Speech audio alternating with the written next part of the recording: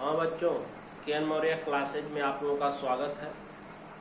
आज class 9th में हम लोग इस वीडियो के अंतर्गत टेट्रापोडा चतुष्पादी का वर्ग रेप्टाइल सरीसृप रेप्टिलिया सरीसृप के बारे में अध्ययन करेंगे। इससे पहले हम आपको बता दें, इसके बाद पक्षी और स्तनधारी वर्ग है। ये दोनों टॉपिक खत्म हो जाने के बाद इस लेसन का आपका टेस्ट होगा। टेस्ट के लिए आप प्रिपेयर रहें।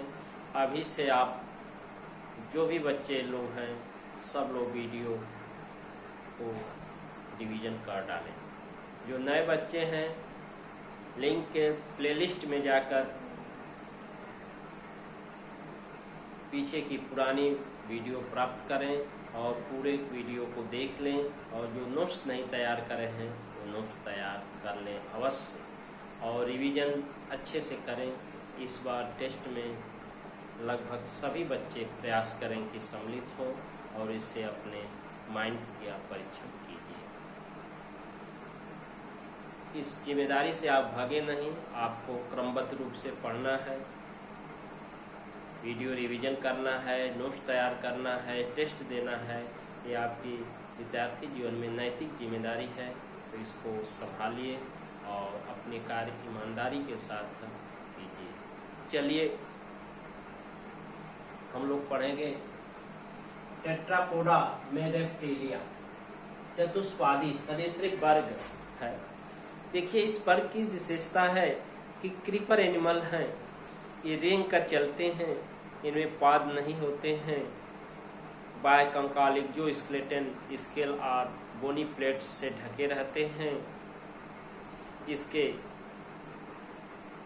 शरीर में 2 जोड़े पाद होते हैं, अग्रपाद और पश्चपाद, और प्रत्येक पाद में 5-5 उंगलियां होती हैं। उंगलियों पर नखर पाए जाते हैं। ये स्थल पर ही रहते हैं और अब एग लेइंग प्रोसेस अंडे देने का कार्य भी स्थल पर करते हैं। इनको जल में जाने की आवश्यकता नहीं पड़ती है। और इस वर्ग के जंतु उनके नाम आप जानते ही हैं। तो चलिए चलते हैं। क्लॉस रेप्टिलिया विशेष लक्षण, स्पेशल फीचर्स। ये जंतु रेंग कर चलने वाले एवं स्थलीय होते हैं, क्रीपर एनिमल कहलाते हैं। रेप्टाइल्स क्या है? सरीसृप वर्ग के जो भी जंतु होते हैं क्रीपर एनिमल है। पूरे बॉडी को पृथ्वी पर धरातल पर उसके क्षैतिज हॉरिजॉन्टली लेट करके क्रीप करके रेंग कर चलते हैं। इस तरह के जंतुओं को क्रीपर एनिमल रेंग कर चलने वाले जंतु कहते हैं, और ये स्थलीय होते हैं, स्थल पर पाए जाते हैं। इनमें 2 जोड़ी पाद होते हैं और प्रत्येक पाद में 5-5 उंगलियां होती हैं। 2 जोड़ी पाद का अर्थ यह है कि 4 लिम्ब एंड हिंड लिम्ब, अग्रपाद और पश्चपाद होते हैं। और इसमें ये विशेषता है कि अग्रपाद में भी 5-5 उंगलियां होती हैं और पश्चपाद में भी 5-5 उंगलियां होती हैं, और जिन पर तेज व नुकीले नखर होते हैं। तेज व नुकीले नखर नाखून पाए जाते हैं। इसकी स्किन ड्राई सूखी होती है। स्किन क्या होती है? सूखी होती है, रफ खुदरी होती है, एंड ग्लैंडलेस ग्रंथि विहीन होती हैं। अर्थात त्वचा सूखी खुदरी होती है और उस पर ग्रंथियां नहीं पाया जाता है, ग्लैंड्स एब्सेंट होती हैं, इसीलिए ग्लैंडलेस इसको कहा जाता है। एक जो स्केलेटन बायकंकाल बच्चों फॉर्म बाय स्केल्स, बायकंकाल स्केल सल्कों द्वारा बना होता है या सल्कों का बना होता है, अथवा बोनी प्लेट्स बोनी अस्थिल पट्टियों का बना होता है। बोनी प्लेट्स अस्थिल प्लेटों का, स्ट्रिप्स पत्तियां ये कह सकते हैं, बोनी प्लेट्स या बोनी स्ट्रिप्स।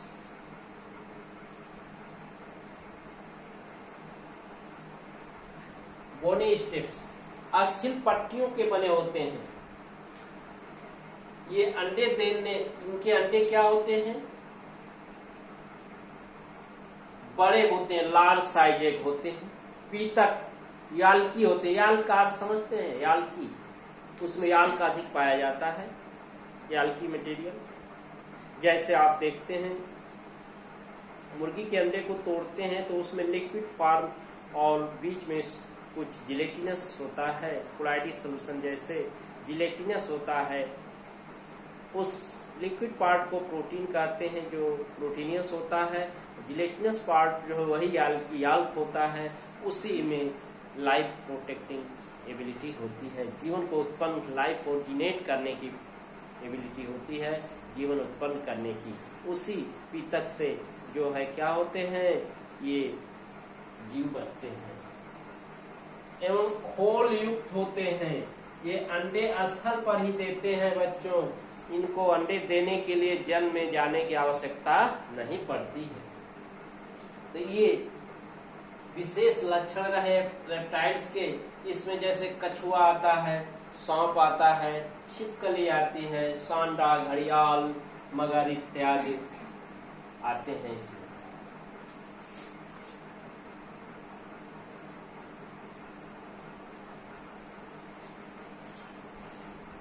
घड़ियाल इत्यादि इसमें आते हैं। अब बच्चों इनका वर्गीकरण यदि करना है तो आप उसी क्रम में कर लेंगे सबके।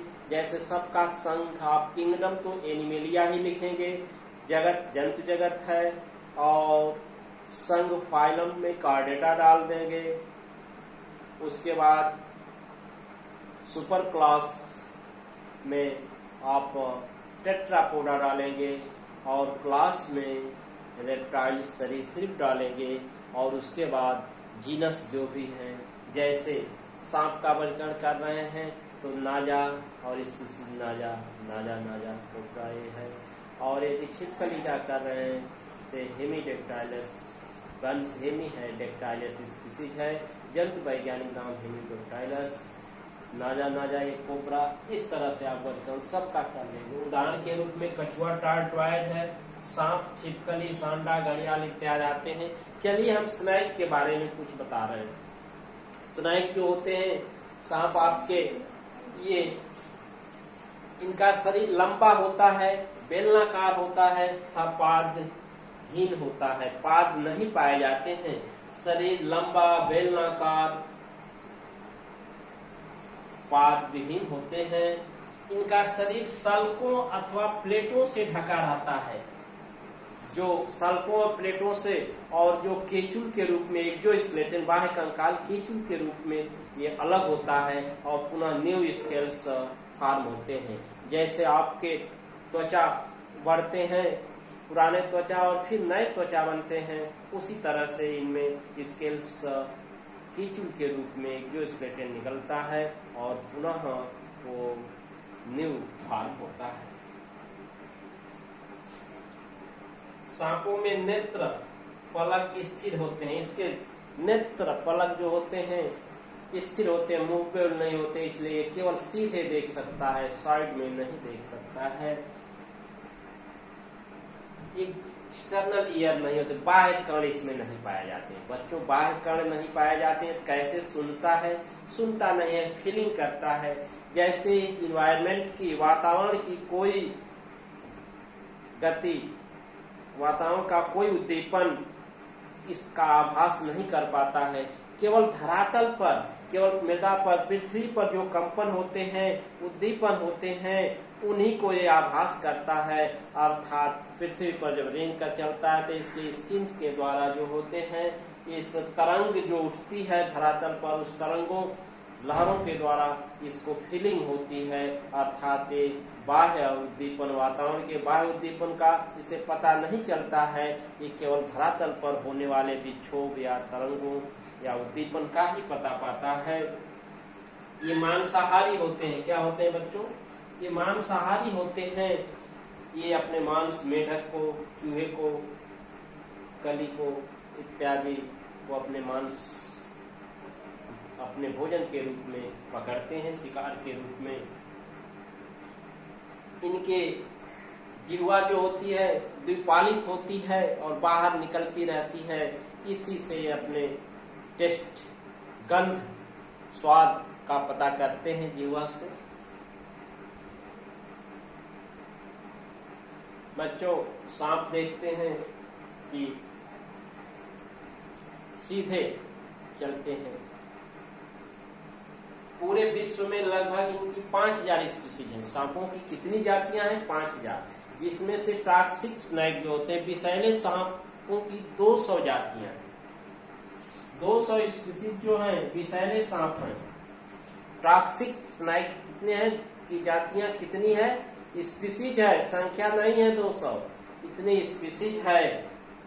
इनमें विषैले सर्पों में विषदंत पाए जाते हैं, टॉक्सिक टिप होते हैं और ये विष को शिकार के शरीर में दांतों द्वारा पहुंचाते हैं। शिकार के शरीर में जब बाइट करते हैं शिकार को तो दांत ब्लड के संपर्क में आते हैं और उसी दांत से विष रिश्ते हुए ब्लड में पहुंच जाते हैं।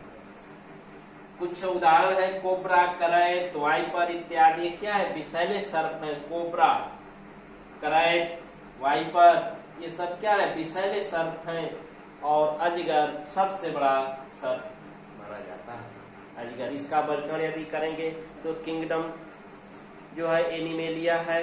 सब किंगडम जो है मल्टी सेलेटेड है। सब किंगडम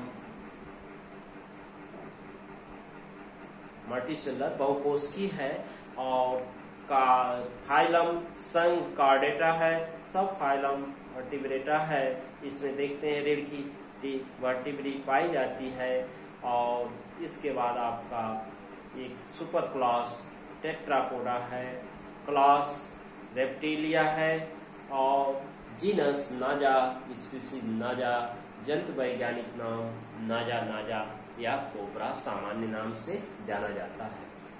जो है ये अजगर बच्चों सबसे बड़ा सर्प है अजगर। कोबरा की पहचान उसके हेड में एक विशेष तरह की संरचना होती है, हुड होता है। हुड हम जिसको कहते हैं, हेड में हुड पाया जाता है। तो इस तरह से बच्चों हम लोग टेट्रापोडा के रेप्टाइल, क्लॉस रेप्टाइल के बारे में अध्ययन किए, सरीसृप के बारे में। अब इसके साथ कुछ सरीसृप के फिगर्स होंगे, डिफरेंट जो है सरीसृप को हम आपको भेज देंगे। तो वीडियो को पूर्ण रूप से देखें और इसको अच्छे से समझें।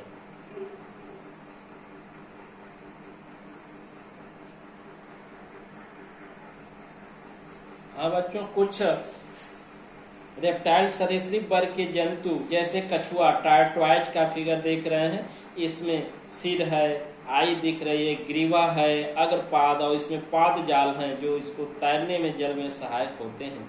पश्चपाद में भी पाद जाल हैं। पूंछ पाई जा रही है। और कैरापेस इसके ऊपर जो है बहुत हार्डी कवर होता है जो इसको प्रोटेक्ट करता है।